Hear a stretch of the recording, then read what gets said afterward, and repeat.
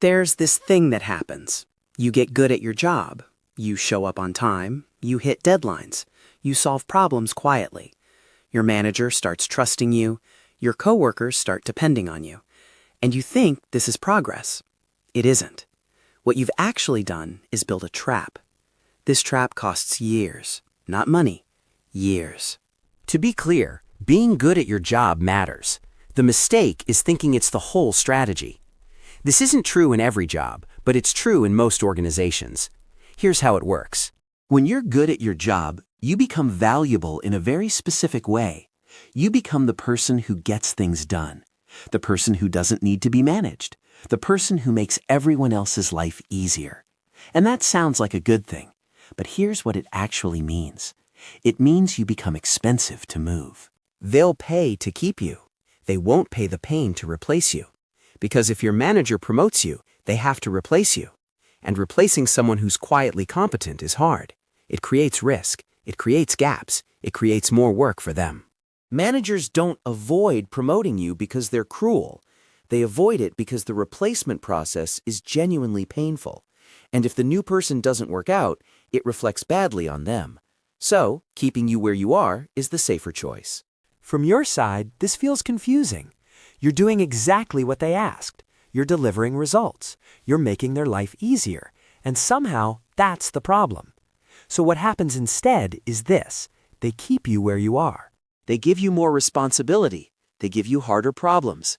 They tell you you're doing a great job, but they don't promote you. They don't move you up. They just make your current job bigger.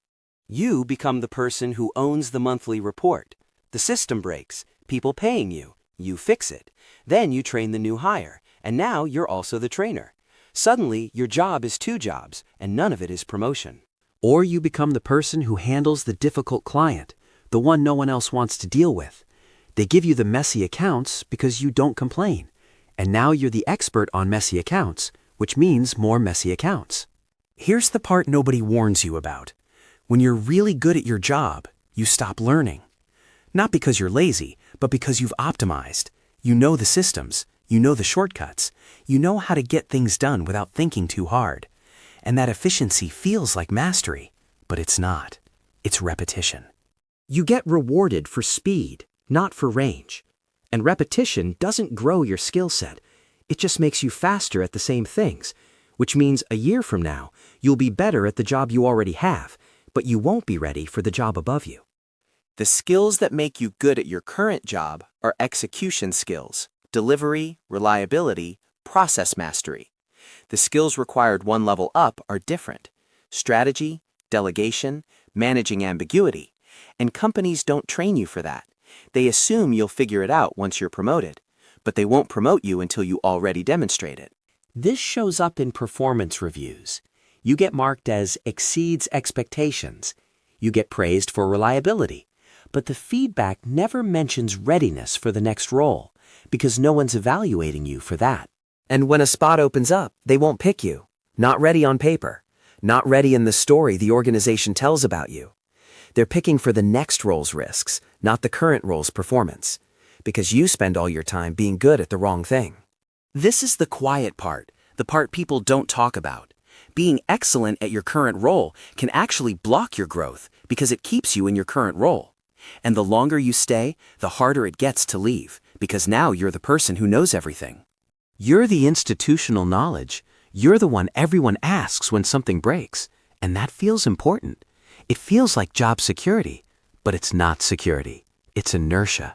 Here's what makes it worse. When you're too good at your job, people start to see you as that job. They can't imagine you doing anything else. Organizations label people quickly, not formally, not in writing, but in the way people talk about you in meetings you're not in. You become the Excel person, or the operations person, or the person who handles escalations. And once that label sticks, it becomes the only thing people remember about you. Being the go-to person feels like recognition, and at first it is, but go-to eventually becomes can't do anything else. The longer you stay in the role, the more evidence there is for the label. And organizations treat tenure as confirmation, not as something that might need to change. You're not a person with potential. You're the person who handles that specific thing. And once people see you that way, it's very hard to change their minds. This is why people leave companies to grow. Not always because the company is bad, but because the company has already decided who you are. And sometimes the only way to become someone new is to go somewhere where no one knows you yet. Now, here's the part that feels unfair. You did everything right, you worked hard, you were dependable, you didn't complain. And somehow that's the problem. So why does it feel like you're doing everything right and still not moving? Because you were easy to manage. You didn't create urgency. You didn't make anyone worry that you might leave. And I'm not saying you should be difficult, but being low maintenance makes you easy to overlook. Here's the reality. Your manager sees your work, but your manager's manager does not. And the person 2 levels up definitely does not. And those are the people who make decisions about your career. Promotion decisions don't happen in performance reviews. They happen in succession planning meetings and skip-level conversations and hallway discussions about who's ready. And in those rooms, the people making decisions are working from narrative, not data. They're not looking at your task completion rate. They're asking who comes to mind when they think about the next role. Performance data tells them you're good. Narrative tells them you're ready. And if no one's telling your story, you don't have a narrative. The other thing that happens is this. Silence gets misread as satisfaction. If you're not talking about what you want, leadership assumes you're happy where you are. And if they think you're happy, there's no reason to move you.